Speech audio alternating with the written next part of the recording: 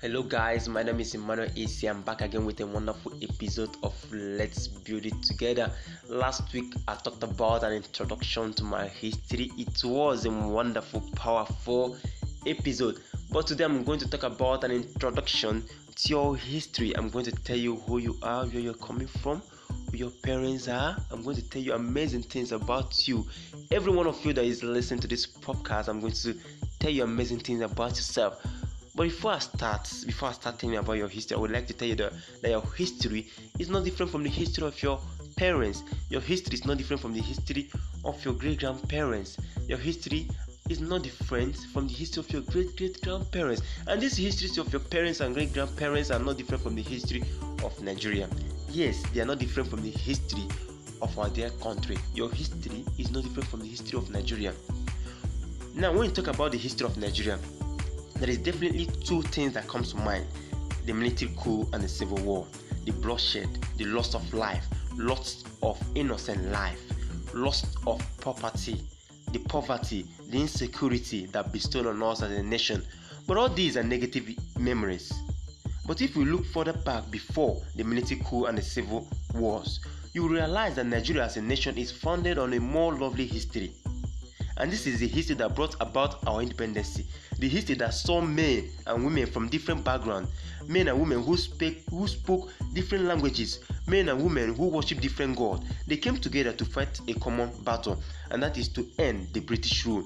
They achieved this not because they had military or because of the military might of Nigeria. No, they won that war because they believed. They won that war because they stick together. They won that war because they wanted to save a nation for their children. They had a common enemy, a common goal. I can't imagine the British ruling us to this present day. It's something that is unimaginable. It's something that is even wrong to think about. Now I want to tell us that as a nation, we still have a common enemy. We still have a common purpose. And that common aim, first of them all, is to eliminate tribalism. Tribalism has eaten into our bone marrow. Tribalism has eaten into our policy making. Tribalism has affected our rational thinking. We don't reason like one people again. Tribalism has caused both economic and social problems for us. We as one people must shun tribalism. We must win this fight against tribalism, and it must be now. Another war we must win together is the war against corruption. Now the federal government has launched a campaign against corruption, but I want to tell us that the war against corruption is not a fight that can be won by the federal or state government alone. No, it is a fight for all. To win this war, we must start by inculcating the spirit of patriotism, the spirit of selflessness into our children. It starts from you telling yourself, telling your neighbors, telling your siblings that this country belongs to us and that they are under willful obligation not to harm this nation in any way. I don't see the possibility of a patriotic youth or adult siphoning public funds into his personal account.